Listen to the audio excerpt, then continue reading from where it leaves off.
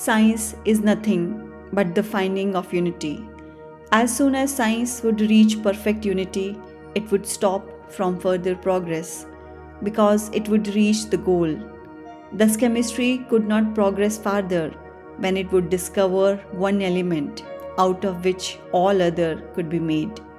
Physics would stop when it would be able to fulfill its services in discovering one energy of which all others are but manifestations. And the science of religion become perfect when it would discover Him who is the one life in a universe of death, Him who is the constant basis of an ever-changing world, one who is the only soul of which all souls are but delusive manifestations. Thus is it through multiplicity and duality that the ultimate unity is reached.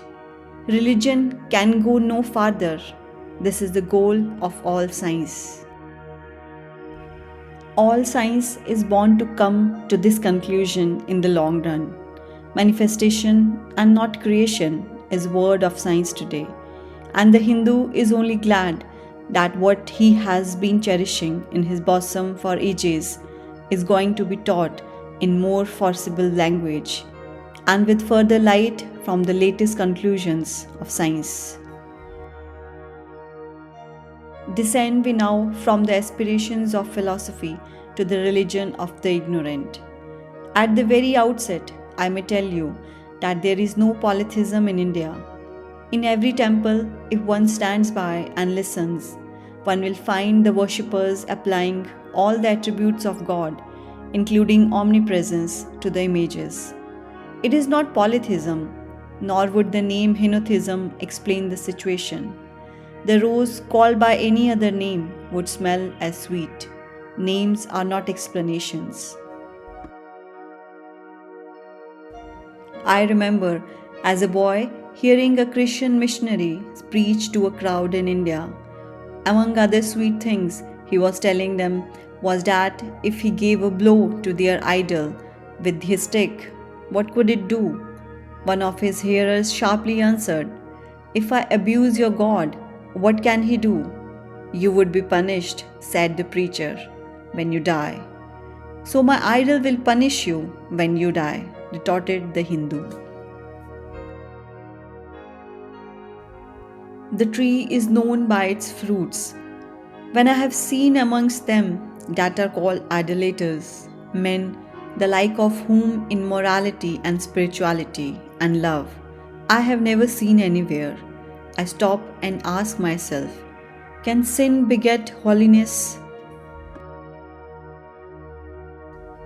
Superstition is a great enemy of man, but bigotry is worse.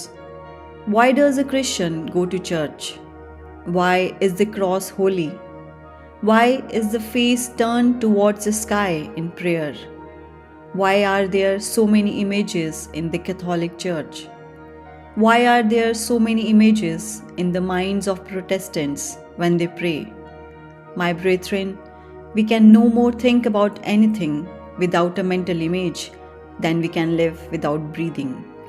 By the law of association, the material image calls up the mental idea, and vice versa. This is why the Hindu uses an external symbol when he worships. He will tell you it helps to keep his mind fixed on the being to whom he prays. He knows as well as you do that the image is not God, is not omnipresent. After all, how much does omnipresence mean to almost the whole word? It stands merely as a word, a symbol. Has God superficial area? If not, when we repeat that word omnipresent, we think of the extended sky or of space, that is all. As we find that somehow or other, by the laws of our mental constitution, we have to associate our ideas of infinity with the image of the blue sky or of the sea. So we naturally connect our idea of holiness with the image of a church, a mosque, or a cross. The Hindus have associated the idea of holiness, purity, truth, omnipresence, and such other ideas with different images and forms. But with this difference that while some people devote their whole lives to their idol of a church and never rise higher, because with them religion means an intellectual assent to certain doctrines and doing good to their fellows. The whole religion of the Hindu is centered in realization. Man is to become divine by realizing the divine. Idols or temples or churches or books are only the supports, the helps of his spiritual childhood, but on and on he must progress. He must not stop anywhere. External worship, material worship, says the scriptures, is the lowest stage, struggling to rise high. Mental prayer is the next stage. But the highest stage is when the Lord has been realized. Mark, the same earnest man who is kneeling before the idol tells you, him the sun cannot express, nor the moon, nor the stars. The lightning cannot express him, nor what we speak of as a fire. Through him they shine. But he doesn't abuse anyone's idol or call it worship sin. He recognizes in it a necessary stage of life. The child is father of the man. Would it be right for an old man to say that childhood is a sin or youth a sin? If a man can realize his divine nature with the help of an image, would it be right to call that a sin? Nor even when he has passed that stage, should he call it an error? To the Hindu, man is not traveling from error to truth, but from truth to truth, from lower to higher truth.